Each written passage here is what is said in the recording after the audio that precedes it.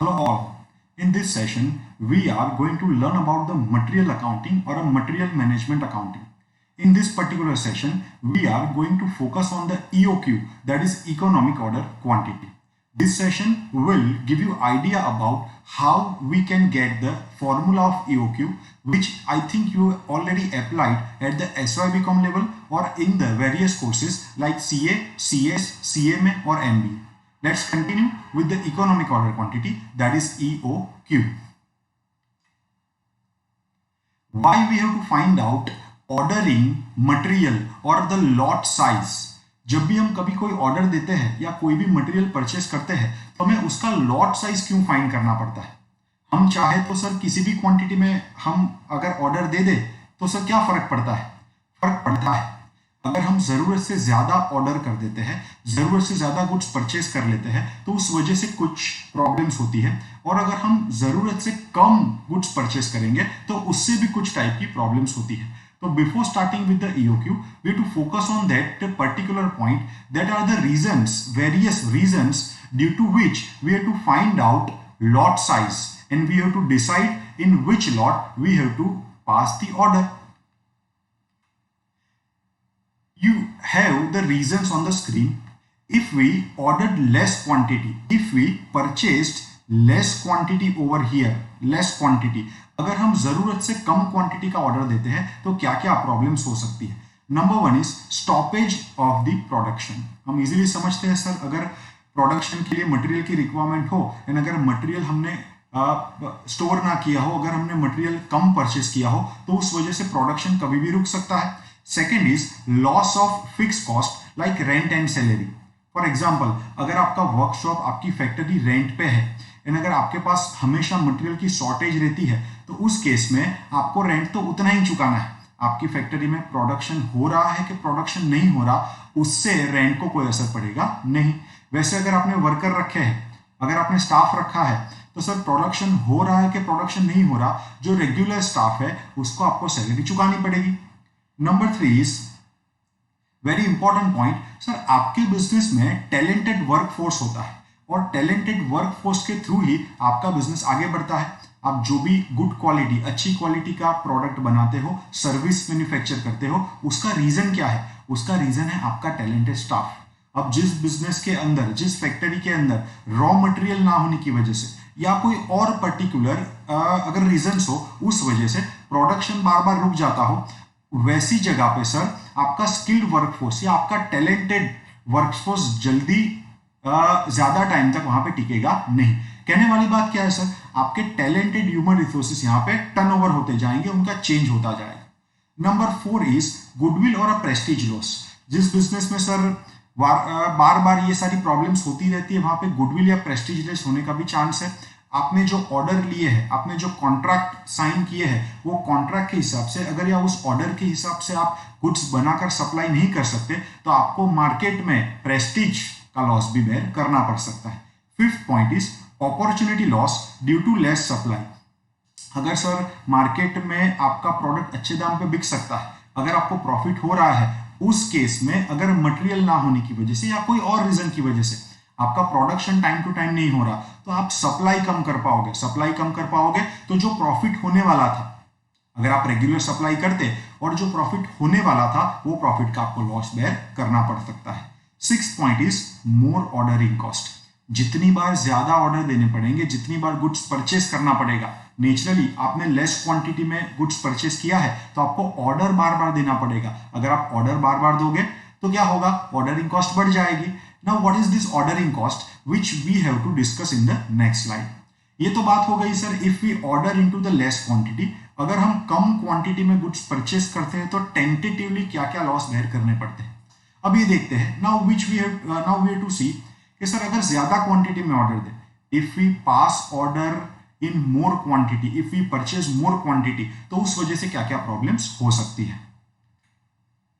If we ordered more quantity, if we purchase more quantity, the first is investment of capital. Naturally आप goods purchase करोगे credit पे purchase करोगे तो भी sir बहुत long term की क्रेडिट आपको नहीं मिलेगी, कहीं ना कहीं आपको अमाउंट पे करना पड़ेगा। अगर आपने कैश डिस्काउंट लेकर गुड्स परचेस किया है तो आपको ऑन दी स्पॉट पेमेंट करना पड़ेगा। तो जो भी इन्वेंटरी आपने परचेस की है उसमें हैवी इन्वेस्टमेंट हो जाएगा।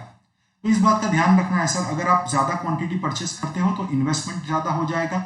इंटरेस्ट लॉस, अगर आपने लोन लेकर स्टॉक परचेस किया है या आपके डेट का अमाउंट स्टॉक के अंदर इन्वेस्ट हो गया है तो इंटरेस्ट का मीटर चालू रहेगा, बैंक का इंटरेस्ट आपको पे करना पड़ेगा, बट आपको प्रॉफिट तभी होगा जब आप मटेरियल को यूज करते हो, मैन्युफैक्चरिंग करते हो, उसको सेल करते हो और डेटर के पास पूरा पैसा आपका रिकवर हो जाता है।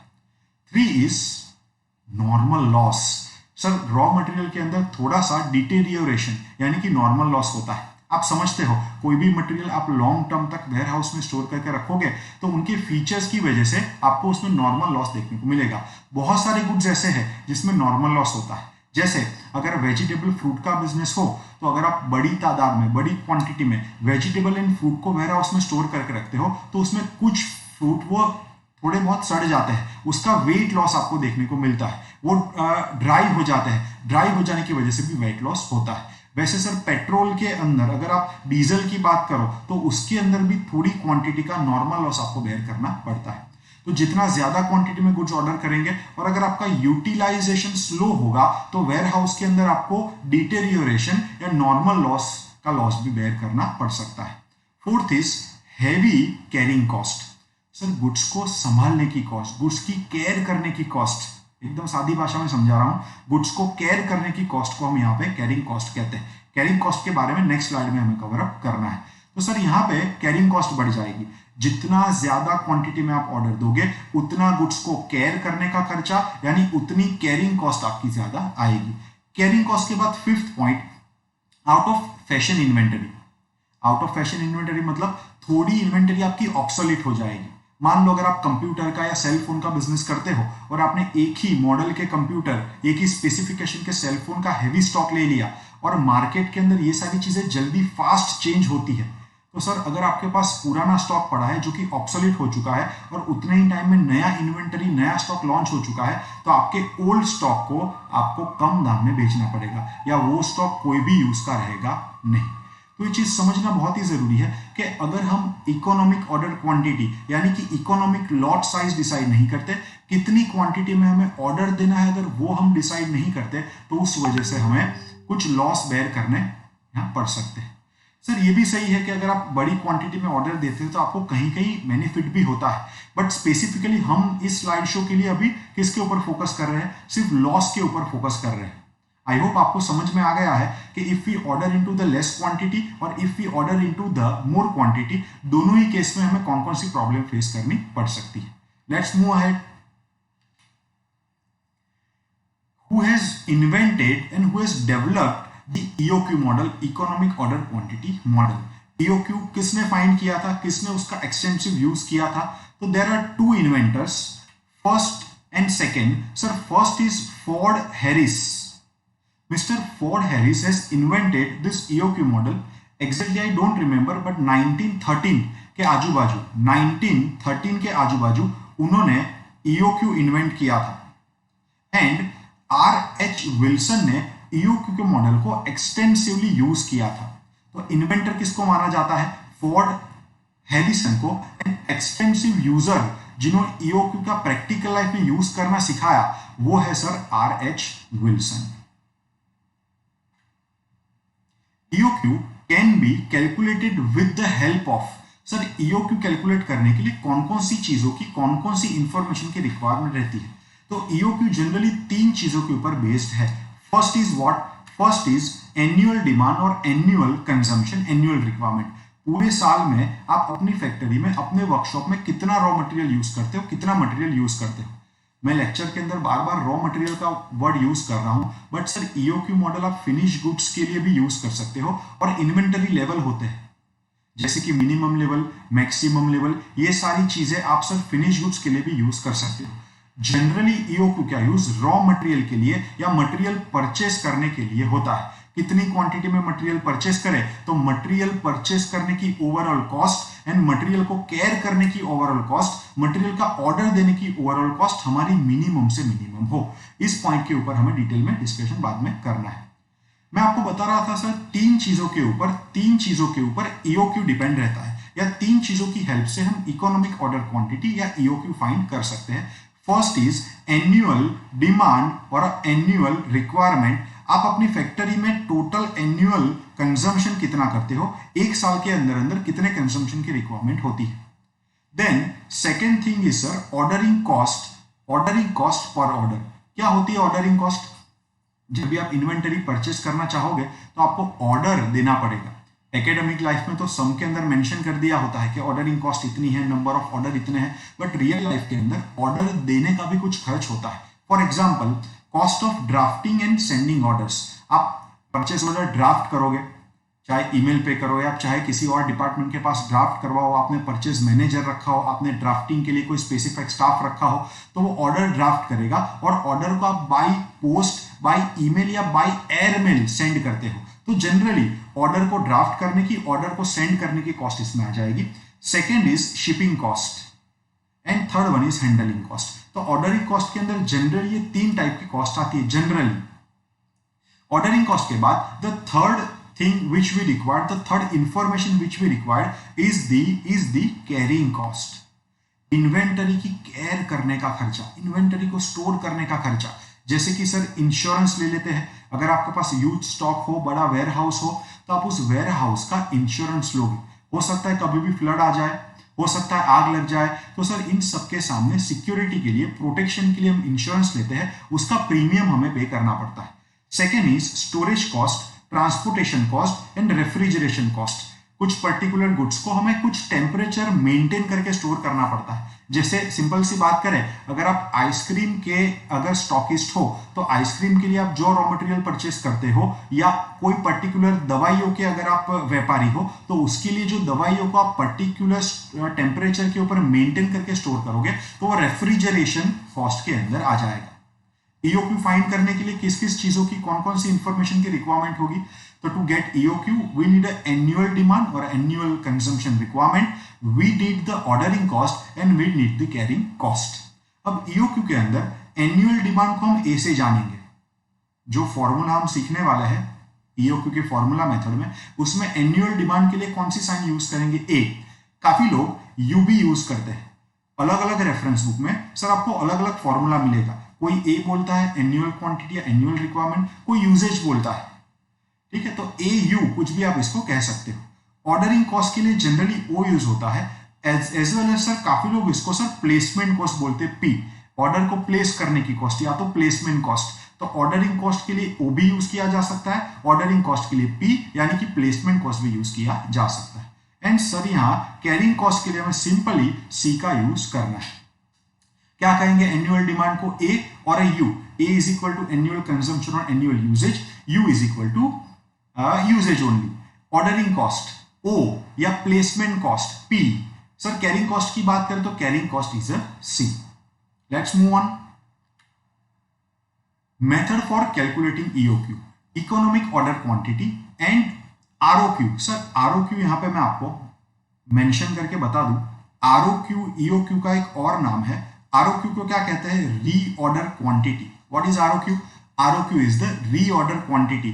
नया ऑर्डर प्लेस करना हो तो कितनी क्वांटिटी में हमें ऑर्डर प्लेस करना है, उसको ईओक्यू या आरओक्यू हम बोलते हैं। तो ईओक्यू फाइंड करने के लिए कितनी मेथड अवेलेबल है? We have total 3 methods to calculate EOQ. What are that 3 methods?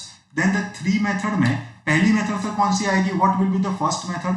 The first method is graphical method. Graph paper का यूज करके quantity, ordering cost, carrying cost, ये डिटेल का यूज करके हमें एक ग्राफ ड्रॉ करना है और ग्राफ के ऊपर से हमें आइडिया मिलेगा कि हमारी इकोनॉमिक ऑर्डर क्वांटिटी या हमारी रीऑर्डर क्वांटिटी कैसी होगी। तो first method is graphical method. Second method, what is the second method? Second method is tabular analysis method. ये बहुत ही इंटरेस्टिंग है। हमें एक सिस्टमैटिक टेबल बनाना है जिसके अंदर रिक्विजिट हम लोग यहाँ पे कॉलम्स बनाएंगे और कॉलम्स के अंदर इंफॉर्मेशन भर के कुछ कैलकुलेशन करके हमें ईओक्यू कैलकुलेट करना है। Tabular analysis method. And the third method is formula method. This is very simple.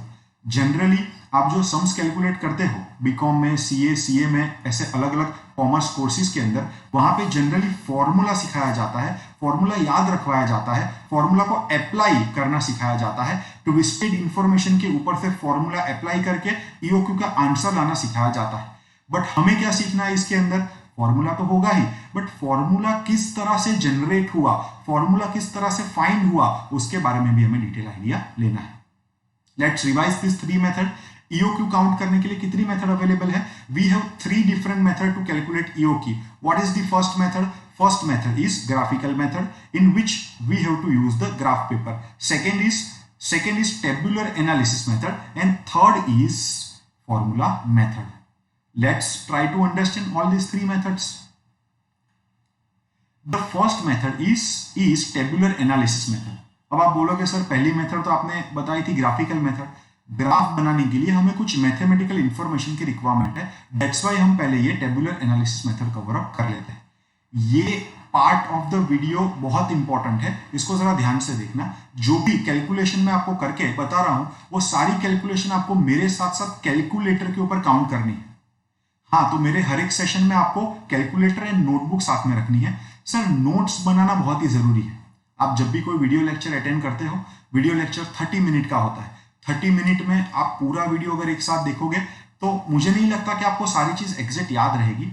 हमेशा नोट पेन लेकर बैठो एंड वीडियो में जो चीज आपको ठीक लगती है, सही लगती है, अच्छी लगती है, उसकी आप नोट्स बनाते जाओ अपनी ओन लैंग्वेज में। आप हिंदी, इंग्लिश, गुजराती, मराठी, जो भी आपकी लैंग्वेज हो उसमें आप नोट बना सकते हो। रिवीजन के लिए आसानी हो जाएगी। आई होप आप सब इसको कैलकुलेटर पे काउंट करेंगे। चलो इंफॉर्मेशन को ध्यान से एक बार देखते हैं। What we have over here, तो सर एनुअल रिक्वायरमेंट दिया है 40,000 kg, दैट मीन्स वर्कशॉप के अंदर 40,000 kg की रिक्वायरमेंट है। ऑर्डरिंग कॉस्ट दिया है पर ऑर्डर। एक बार आप ऑर्डर प्लेस करते हो तो कितना खर्चा होता है? तो सर 20 रुपीज का एक्सपेंडिचर होता है।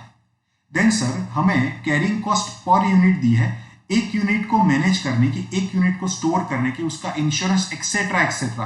टोटल कैरिंग कॉस्ट लगभग कितनी होती है? टोटल कैरिंग कॉस्ट ₹10 होती है।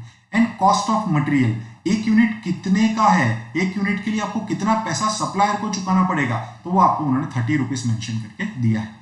ये सारी इंफॉर्मेशन का हमें यूज करना है और उसके ऊपर से कौन कौन सी रिक्वायर्ड कॉलम फाइंड करनी है। तो हमें ऑर्डर क्वांटिटी फाइंड करनी पड़ेगी, नंबर ऑफ ऑर्डर फाइंड करने पड़ेंगे, ऑर्डरिंग कॉस्ट फाइंड करनी पड़ेगी, हमें कैरिंग कॉस्ट फाइंड करनी पड़ेगी एवरेज कंसेप्ट पे। एवरेज कंसेप्ट क्या है थोड़ी देर के बाद कवर अप करते हैं। देन हमें बेसिक कॉस्ट फाइंड करनी है एंड टोटल कॉस्ट कैलकुलेट करनी है। टोटल कॉस्ट कैसे आ जाएगी? तो ऑर्डरिंग कॉस्ट फाइंड करेंगे, उसको ए नाम दे देता हूं। जो कैरिंग कॉस्ट आएगी एवरेज बेसिस पे उसको बी नाम दे देता हूं। एंड बेसिक कॉस्ट मतलब हमें जितना पैसा सप्लायर को चुकाना है, यहां पे एक यूनिट 30 रुपीज का मेंशन करके दिया है। अब ए प्लस बी प्लस सी करेंगे तो हमें टोटल कॉस्ट मिल जाएगी। ऑर्डर का खर्चा कितना हुआ, इन्वेंटरी को केयर करने का खर्चा कितना हुआ, एंड सर बेसिक खर्चा कितना हुआ। ये तीनों चीज को ऐड करेंगे तो हमें फाइनल टोटल कॉस्ट मिल जाएगी। कैलकुलेट करते हैं।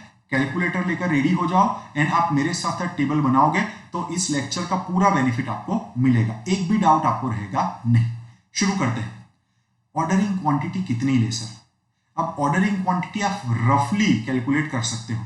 सर ऑर्डरिंग क्वांटिटी मैं यहाँ रफली कितना ले रहा हूं, तो मैं ऑर्डरिंग क्वांटिटी जनरली यहाँ पे ले रहा हूं सर 200। ध्यान से देखना, अगर मैं 200 की क्वांटिटी में ऑर्डर दूं तो क्या होगा? एक बार ऑर्डर दूंगा तो सिर्फ मैं 200 यूनिट परचेस करूंगा, क्योंकि मुझे कॉस्ट कम करनी है, एक साथ सारा पैसा मुझे इन्वेस्ट नहीं कर देना। तो मैं सोच रहा हूं कि अगर 200 की क्वांटिटी में ऑर्डर दे तो सप्लायर को हमें कम पैसा चुकाना पड़ेगा, हमें इन्वेंटरी की केयर करने का खर्चा कम होगा। हाँ, ये बात अलग है कि ऑर्डरिंग कॉस्ट हमारी बढ़ती जाएगी। तो 200 यहाँ पे ले रहा हूँ, 300 क्वांटिटी ले रहा हूँ, 400 क्वांटिटी ले रहा हूँ और 500 क्वांटिटी ले रहा हूँ। आप अपने हिसाब से इसका कैलकुलेशन कर सकते हो। रियल लाइफ में अगर आप इसको सॉल्व करना चाहो तो सर नोट पेन से कैलकुलेट करना थोड़ा सा ये सर टफ हो जाएगा। आप एक्सेल की स्प्रेडशीट या कोई भी स्प्रेडशीट प्रोग्राम का यूज करके इसको कैलकुलेट कर सकते हो। मैं एग्जांपल के लिए 200 क्वांटिटी, 300, 400 एंड 500 क्वांटिटी ले रहा हूं। अब फाइंड करना है नंबर ऑफ ऑर्डर। अगर हम 200 क्वांटिटी का ऑर्डर दें और अगर हमारी पूरे साल की रिक्वायरमेंट 40,000 हो तो मुझे बताओ कितना ऑर्डर देना पड़ेगा। चलो इसको हम काउंट करते हैं, कैलकुलेट करते हैं, थोड़ा रफ वर्क करके आपको दिखा रहा हूं। Number 1, sir number of order अगर हमें कैलकुलेट करना हो, पूरे साल की रिक्वायरमेंट 40,000 यूनिट्स है एंड 40,000 डिवाइडेड बाय, मैं अगर एक बार 200 का ऑर्डर देता हूं तो मुझे बताओ टोटल कितनी बार मुझे ऑर्डर देने पड़ेंगे। कैलकुलेट करके आप कैलकुलेट करो। Your answer is right, correct. Sir हमें 200 टाइम्स ऑर्डर देने पड़ेंगे। तो नंबर ऑफ ऑर्डर आप किस तरह से फाइंड करोगे? अगर फॉर्मूला वाइज में आपको दिखाऊं तो नंबर ऑफ ऑर्डर मतलब क्या होता है? A that is annual requirement divided by ordering quantity, ordering quantity जिसको हम OQ बोल सकते हैं। कितना ऑर्डर देना है that is ordering quantity, and A मतलब एनुअल रिक्वायरमेंट। कितनी बार ऑर्डर देने पड़ेंगे? तो सर मुझे 200 टाइम्स ऑर्डर देने पड़ेंगे, 200 बार ऑर्डर देने पड़ेंगे, और हर बार मैं 200 की क्वांटिटी का ऑर्डर देता हूं तो मेरी सालाना रिक्वायरमेंट 40,000 सेटिस्फाई हो जाएगी। देन सर अगर हम 300 की क्वांटिटी में ऑर्डर दें तो हम इसको किस तरह से कैलकुलेट कर सकते हैं? टोटल 40,000 की हमारी ईयरली रिक्वायरमेंट है एंड 40,000 डिवाइडेड बाय सर क्या करेंगे? तो 300 केजीज करना है, 300 केजीज। अगर ये हम डिवाइड करेंगे तो हमारा टोटल ऑर्डरिंग क्वांटिटी आ जाए, टोटल नंबर ऑफ ऑर्डर आ जाएगा 133.33 NOS, या सर इसमें मैं टाइम्स लिख देता हूं, NOS से बेटर है टाइम्स, 133.33 टाइम्स। अब रियल लाइफ में सर 133.33 ऑर्डर नहीं होते, बट एकेडमिक लाइफ में या ये सम सॉल्व करने के लिए हम 133.33 एग्जैक्ट लेकर कैलकुलेट करते हैं। 400 की अगर बात करें तो नंबर ऑफ ऑर्डर आपके आ जाएंगे 100 ऑर्डर्स, एंड अगर 500 की बात करें तो नंबर ऑफ ऑर्डर आपके आ जाएंगे 80 ऑर्डर्स। ये आप चेक कर सकते हो सर, नंबर ऑफ ऑर्डर अगर हम 200 क्वांटिटी का ऑर्डर देंगे तो 200 ऑर्डर लगेंगे, 300 क्वांटिटी का ऑर्डर देंगे तो 133.33 टाइम्स ऑर्डर देना पड़ेगा, 400 क्वांटिटी में ऑर्डर करेंगे तो 100 ऑर्डर देने पड़ेंगे, एंड 500 क्वांटिटी का ऑर्डर करेंगे तो हमें टोटल 80 ऑर्डर देने पड़ेंगे। आई होप आपको नंबर ऑफ ऑर्डर समझ में आया है। नाउ ऑर्डरिंग कॉस्ट की बात करते हैं। सर एक बार ऑर्डर देने का कॉस्ट कितना है? If we ordered for a single time we have to incur 20 rupees cost. आप समझ ही गए होंगे सर, हमें क्या करना है? तो नंबर ऑफ ऑर्डर के साथ 20 रुपीज करते जाना है। अगर 200 टाइम आप ऑर्डर देते हो तो कॉस्ट कितनी हो जाएगी? 4,000 रुपीज। 133.33 जब आप इसको काउंट करो कैलकुलेटर पे तो 133.333 आपका कैलकुलेटर का जो लास्ट डिजिट है वहां तक आपको लेकर जाना है, तो आपको थोड़ा सुटेबल या एग्जैक्ट आंसर मिलेगा। अगर सर 133.33 टाइम हम ऑर्डर देंगे और अगर उसके साथ मल्टीप्लिकेशन हम कर देते हैं सर 20 का, तो our answer will be 2667। Generally आपको सर 2667 रुपीज का एक्सपेंडिचर करना पड़ेगा। 100 टाइम ऑर्डर देंगे तो 2000 का एक्सपेंडिचर होगा, एंड अगर 80 टाइम ऑर्डर हम देंगे तो 1600 रुपीज का एक्सपेंडिचर होगा। आई होप आप मेरे साथ साथ कैलकुलेटर पे काउंट कर रहे हो। कितना ऑर्डरिंग कॉस्ट होगा? तो ऑर्डरिंग कॉस्ट की पूरी एक लिस्ट हमने बना ली है। नाउ सर हमें टोटल कैरिंग कॉस्ट काउंट करनी है। कैरिंग कॉस्ट इंटरेस्टिंग है, ध्यान से देखना। मान लो ये आपका वेयर हाउस है, this is your warehouse. Warehouse के अंदर एक पॉइंट से गुड्स इन हो रहा है, एक पॉइंट से गुड्स इन हो रहा है। That means what? सर आप यहां पे गुड्स परचेस कर रहे हो। फॉर एग्जांपल आपने 200 क्वांटिटी का ऑर्डर दिया और आपको 200 क्वांटिटी का सप्लाई मिल गया। अब ये 200 क्वांटिटी वेयर हाउस में आएगी, उससे पहले मान लो आपके पास कुछ क्वांटिटी अंदर पड़ी है, आपने 200 क्वांटिटी और इंसर्ट कर दी। मैं आपको सवाल पूछता हूं, क्या ये 200 क्वांटिटी को आपको केयर करना पड़ेगा? Answer is no.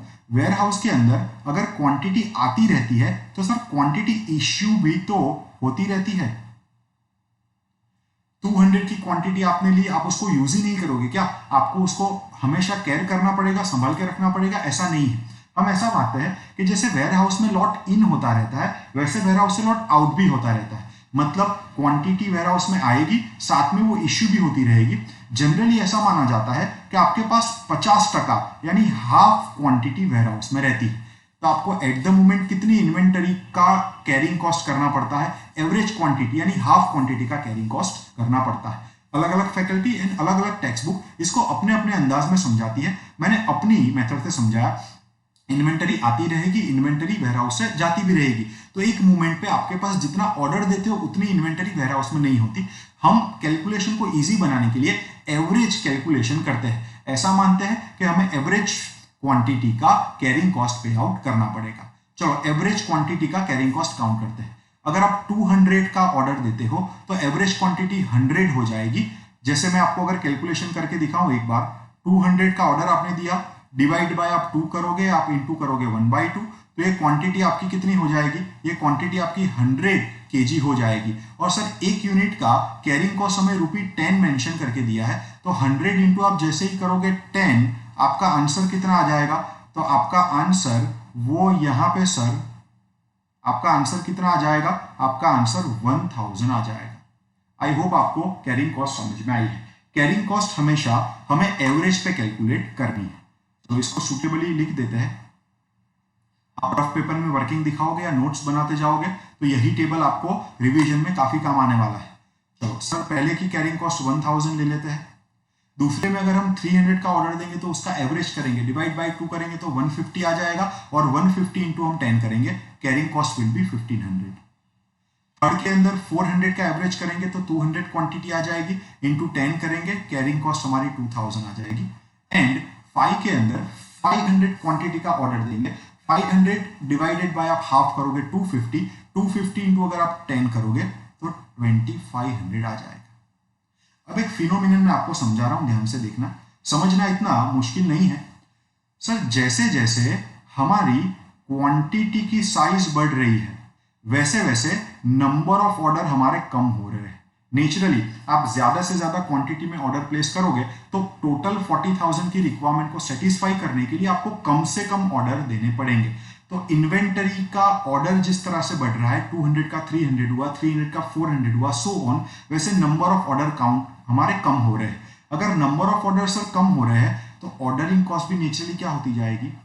कम होती जाएगी। और उसके सामने आप ज्यादा से ज्यादा क्वांटिटी में ऑर्डर दे रहे हो तो आपको ज्यादा इन्वेंटरी का कैरिंग कॉस्ट करना पड़ेगा, तो आपकी कैरिंग कॉस्ट बढ़ रही है। एक बार फिर से देखते हैं, जितनी क्वांटिटी का ऑर्डर बढ़ता जाएगा उतना ऑर्डरिंग कॉस्ट कम होता जाएगा। क्यों ऑर्डरिंग कॉस्ट कम हो रहा है? क्योंकि नंबर ऑफ ऑर्डर भी तो आपके कम हो रहे हैं, बट सर कैरिंग कॉस्ट बढ़ता जाएगा। जितनी ज्यादा इन्वेंटरी का आप ऑर्डर देते हो उतनी इन्वेंटरी आपको स्टोर करनी पड़ेगी, उतनी इन्वेंटरी को ट्रांसपोर्ट करना पड़ेगा, उतनी इन्वेंटरी का इंटरेस्ट कॉस्ट होगा, उतनी इन्वेंटरी का इंश्योरेंस लेना पड़ेगा, तो कैरिंग कॉस्ट आपकी एवरेज बढ़ रही है। ये फिनोमिनन आपको ध्यान रखना है। आगे जब हम स्लाइड में जाएंगे, वीडियो में जाएंगे, तब ये फिनोमिनन वापस आपको रिवाइज करवाया जाएगा।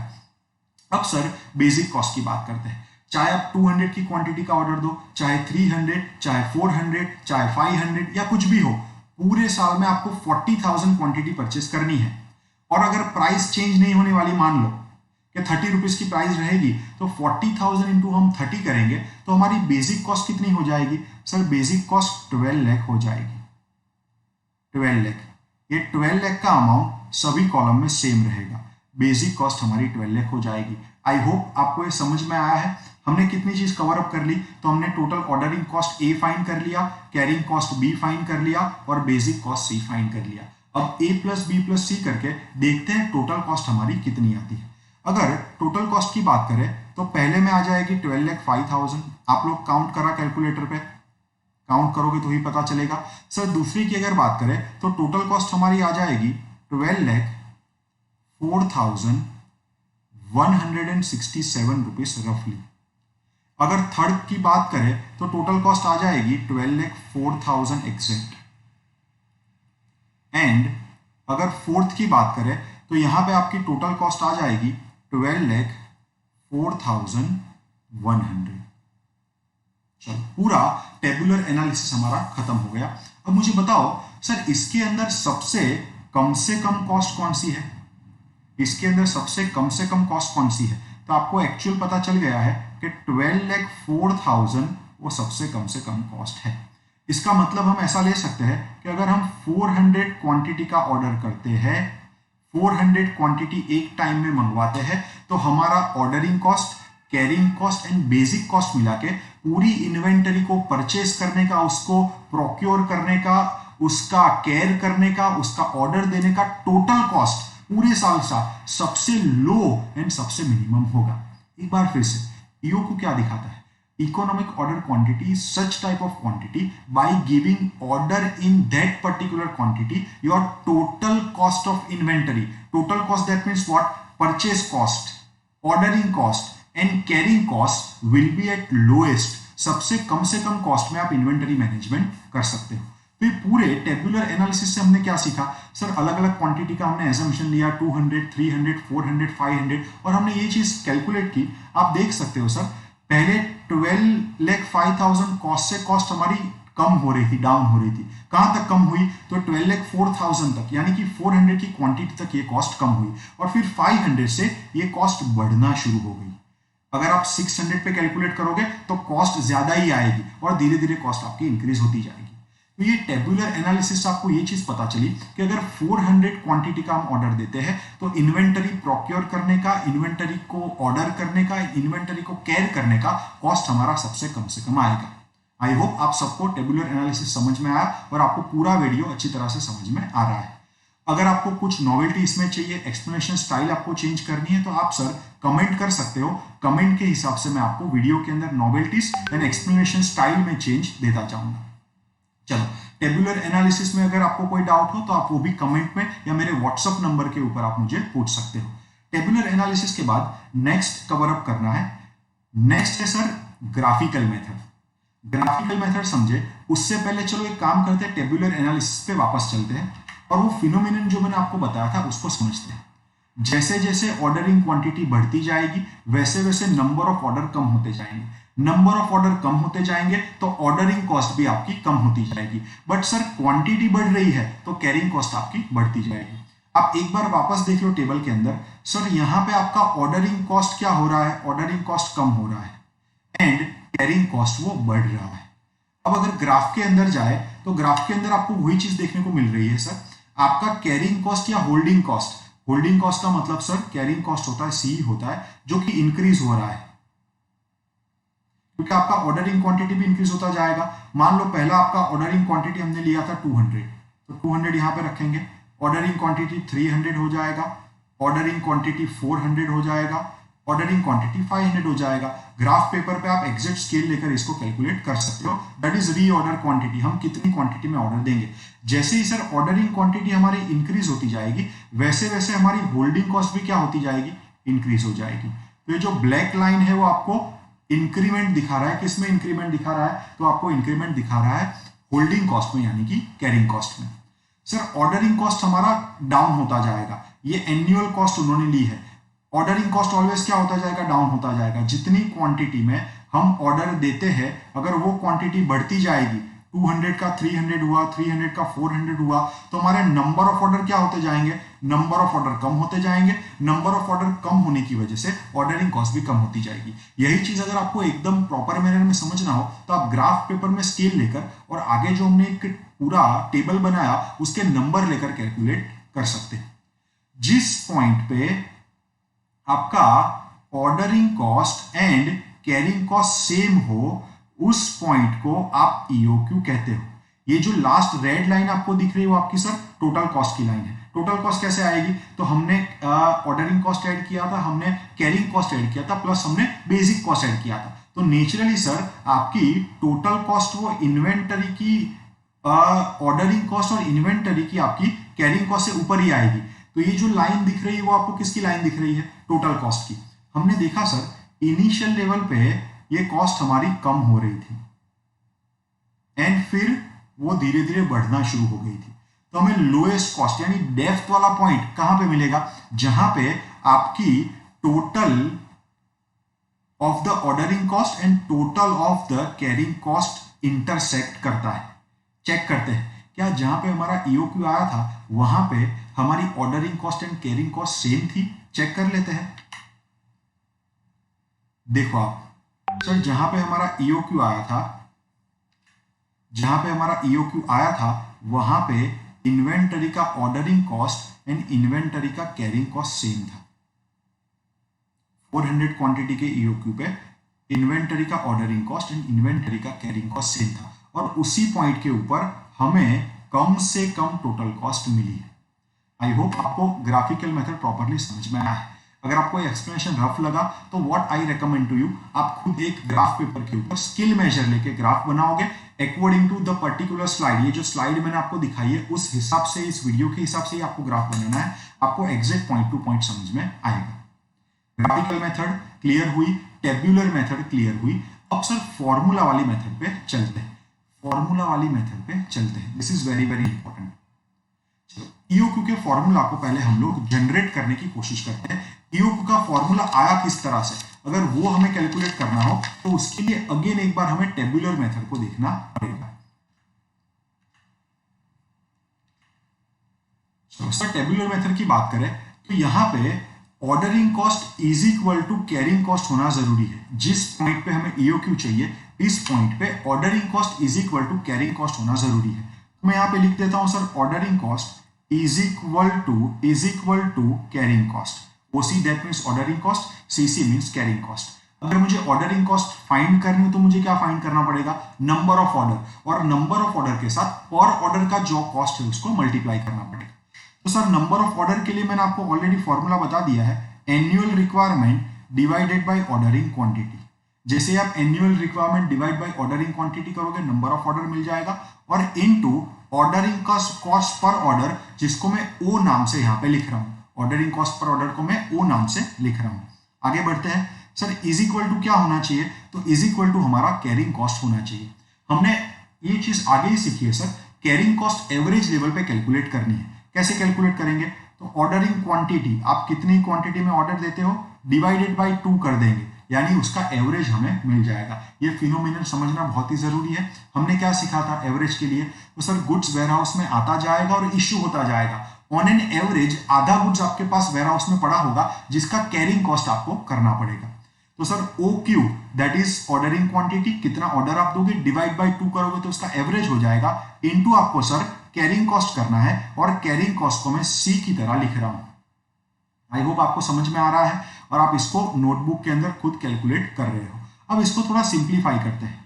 कैसे इसको सिंप्लीफाई करेंगे, तो सर 2 को अगर मैं ऊपर इंटू कर दूं तो क्या इक्वेशन बनेगा, 2 into A into O divided by ordering quantity is equal to, sir क्या हो जाएगा, इज इक्वल टू हो जाएगा ordering quantity into carrying cost per unit. एकदम सिंपल वे में जाएंगे, सबको समझ में आएगा, ठीक है। अगर इसको और आगे लेकर जाए तो ऑर्डरिंग क्वांटिटी हमारा कैंसिल हो जाएगा, या इसको अगर हम इंटू करें, सॉरी कैंसिल नहीं होगा, इसको अगर हम इंटू करें तो क्या होगा ऑर्डरिंग क्वांटिटी का स्क्वायर, और सी को हम नीचे डिवाइडेशन में लेकर आ जाते हैं। कैसे, तो 2a into O divided by C is equal to ordering quantity का स्क्वायर, ऑर्डरिंग क्वांटिटी का स्क्वायर। नाउ सर अगर इसको सॉल्व करें तो हम ऐसा कुछ लिख सकते हैं ना सर, अगर स्क्वायर हटा देना हो तो मुझे रूट कर देना पड़ेगा। रूट में फॉर्मूला आपका बन जाएगा 2 into A into O divided by C is equal to ordering quantity. अब सर ऑर्डरिंग क्वांटिटी हमारा हो जाएगा ईओक्यू, इकोनॉमिक ऑर्डर क्वांटिटी, या तो आरओक्यू, रीऑर्डर क्वांटिटी। देखो फॉर्मूला जनरेशन कितना आसान है। हमने टेबुलर मेथड से ये सीखा कि ऑर्डरिंग क्वांटिटी सॉरी ईओक्यू कहाँ पे आता है, जहां पे ordering cost and carrying cost equal होती है। फिर इसके ऊपर से ही हमने फर्दर इक्वेशन सॉल्व किए बना के, और हमें ये फाइनल फॉर्मूला मिल गया, फाइनल फॉर्मूला मिल गया। आई होप आपको ये समझ में आया होगा, ठीक है। फॉर्मूला जनरेट करना बहुत ही आसान है, एक बार फिर से इसको देख लेते हैं। Sir A divide by O Q into O करके हमें क्या मिला, टोटल ऑर्डरिंग कॉस्ट मिली, इज इक्वल टू हमने कर दिया सर कैरिंग कॉस्ट। फर्दर इसको हम मैथमेटिकली सॉल्व करते गए और ईओक्यू के फॉर्मूला का जनरेशन हमें मिल गया। अब सर बड़ा टेबल बनाने की जरूरत नहीं है, टेबुलर एनालिसिस करने की जरूरत नहीं है। जब भी आपको इंफॉर्मेशन दी हो, क्या क्या इंफॉर्मेशन दी हो, तो annual requirement that is A, ordering cost per order that is O, and sir carrying cost per unit that is C, तब आप इस फॉर्मूला का यूज करके ईओक्यू कैलकुलेट कर सकते हैं। इसको एक बार हम लोग देख लेते हैं, ठीक है। जो हमने टेबुलर मेथड से किया था, इसको देखते हैं फॉर्मूला से उसका आंसर आता है कि नहीं। चलो पहले फॉर्मूला एक बार देख लेते हैं चेक करने से पहले। सर इकोनॉमिक ऑर्डर क्वांटिटी और a reorder quantity is equal to square root में T2 into A into O divide by C. इसका फॉर्मूला ऐसा भी हो सकता है, मैं आपको ऑलरेडी समझा चुका हूं कि अलग अलग रेफरेंस में आपको अलग अलग चीजें देखने को मिलती है। 2UT divided by C, where U is equal to annual consumption or a usage, P is equal to ordering cost or the placement cost, and C is equal to carrying cost. Information आप देख सकते हो, ए और सी के लिए सारी information दी है, आप इसको नोट डाउन करेंगे, इसकी नोट्स बनाएंगे। एंड इंटरप्रिटेशन क्या है सर, ईओक्यू का इंटरप्रिटेशन क्या है, at the level of EOQ total purchase ordering and carrying cost of the material will be at the lowest level. सबसे कम खर्चे में आप अपने मटेरियल का मैनेजमेंट कर पाएंगे। आई होप आपको फॉर्मूला किस तरह से जनरेट हुआ वो भी पता चला है, और आपने तीन मेथड अच्छी तरह से कवर अप की है। ग्राफिकल मेथड, देन हमने सर टेबुलर इंटरप्रिटेशन या टेबुलर एनालिसिस किया, और हमने ईओक्यू का फॉर्मूला भी जनरेट करना सीखा। अब इसी फॉर्मूला से वही टेबल वाला सम एक बार वापस कैलकुलेट करके देखते हैं। चलो, सेम इंफॉर्मेशन है हमारे पास। Annual requirement 40,000 kg, ordering cost per order is 20, carrying cost per unit is 10 and cost of material is 30। वैसे हमें कॉस्ट ऑफ मटेरियल की रिक्वायरमेंट यहाँ पे नहीं है। क्या था फॉर्मूला सर, ईओक्यू का फॉर्मूला, तो इकोनॉमिक ऑर्डर क्वांटिटी और reorder quantity ROQ is equal to 2 into A into O divided by C square root में। सारे फिगर लिख देते हैं सर। 2 इंटू एनुअल रिक्वायरमेंट कितनी थी, 40,000 kgs, 40,000 kgs into ordering cost per order कितना था 20 रुपीज, डिवाइडेड बाई क्या करेंगे, carrying cost per unit is ₹10। इसको सॉल्व करते हैं। अगर आप इसको सॉल्व करोगे, आप इसको कैलकुलेटर पे काउंट कर रहे हो मेरे साथ साथ, तो स्क्वायर रूट में कितना आएगा, तो 40,000 इंटू 2 80,000 इंटू 20 यानी कि 16 लाख। ओरली भी सॉल्व हो सकता है, इजी है। 16 lakh divided by 10, then square root में आ जाएगा 1,60,000। 1,60,000, चलो करो 1,60,000 का रूट। अगर 1,60,000 का रूट करेंगे तो हमें 400 kgs का आंसर मिल जाएगा। यही चीज हमने आगे टेबुलर एनालिसिस में कवर अप किया था और आंसर 400 kg ही आया था। तो फॉर्मूला अप्लाई करने से पूरा टेबुलर एनालिसिस करने की जरूरत पड़ती नहीं है, और हमारा कैलकुलेशन, ईओक्यू का कैलकुलेशन आसान हो जाता है। नाउ फॉर्मूला कौन से सर्कमस्टेंस में काम नहीं आएगा, ये भी बहुत इंपॉर्टेंट पॉइंट है, इसको एक बार समझ लेते हैं। सर अगर आपकी सेलिंग प्राइस चेंज हो रही हो, आप चेक करो फॉर्मूला में हमने selling price 30 rupees per unit लिया था, बट जरूरी थोड़ी है कि सर पूरे साल आप जितने भी ऑर्डर दोगे सप्लायर आपको 30 रुपीज में ही गुड्स देगा। प्राइस तो अप डाउन होती रहती है। तो अगर प्राइस आपकी अप डाउन होती है, अगर आपका ऑर्डरिंग कॉस्ट अप डाउन होता है, अगर आपका कैरिंग कॉस्ट अप डाउन होता है, यानी कि सेलिंग प्राइस या परचेज प्राइस, आपके लिए परचेज प्राइस हो जाएगी, सप्लायर के लिए सेलिंग प्राइस हो जाएगी, ordering cost and carrying cost, अगर ये तीन चीजों में से किसी एक भी चीज में अगर चेंज आता है, बदलाव आता है, तो आप ईओक्यू के फॉर्मूला से सही आंसर नहीं ला पाओगे, सही इंटरप्रिटेशन नहीं कर पाओगे। उस केस में आपको कंपलसरी टेबुलर एनालिसिस मेथड का यूज करना पड़ेगा। तो आपने ये भी समझ लिया कि सर लिमिटेशन क्या है फॉर्मूला की। एंड इसी के साथ हमारा ईओक्यू का सेशन, ईओक्यू की सारी थियरी, उसका फॉर्मूला, उसकी ग्राफिकल मेथड एंड एक डेमो सम यहाँ पे कंप्लीट होता है। आई होप आपको ये सेशन अच्छा लगा होगा। अगर कोई एरर है सेशन में तो आप मुझे नीचे कमेंट में ड्राफ्ट करके दे सकते हो। आप मेरे व्हाट्सएप मैसेज पे मैसेज भी कर सकते हो। आप लिंक आपको मिल जाएगी, आप जो YouTube के अंदर नीचे आप जाओगे तो आपको कमेंट सेक्शन में एक लिंक मिल जाएगी, जिस लिंक से आप प्रैक्टिस के सम्स डाउनलोड करके ईओक्यू कैलकुलेट कर सकते हो। ये सम इस टाइप के हैं जो कि जनरली गुजरात की यूनिवर्सिटीज, महाराष्ट्र की यूनिवर्सिटीज, गुजरात में सारी आ जाएगी, south Gujarat university, Saurashtra university, north Gujarat, Maharashtra की जो यूनिवर्सिटी है, उसमें जो जो सम्स पूछे गए हैं आज तक, जो कि इंपॉर्टेंट सम माने जाते हैं, वो सारे सम्स आपको नीचे लिंक में मिल जाएंगे। आप उसका पीडीएफ फाइल डाउनलोड कर सकते हो और उसकी फर्दर प्रैक्टिस कर सकते हो। उस पर्टिकुलर सम में आपको कोई डाउट हो तो भी आप वो कमेंट या व्हाट्सएप मैसेज पे देख सकते हो। एंड सर मटेरियल मैनेजमेंट की एक एमसीक्यू टेस्ट अगर आपको अटेंड करनी हो तो एमसीक्यू टेस्ट की लिंक भी आपको इस वीडियो के अंदर मिल जाएगी। ठीक है, आई होप सेशन आपके लिए बहुत ही अच्छा रहा। मैं अगले सेशन के साथ आपको मिलता हूं। Bye bye to all.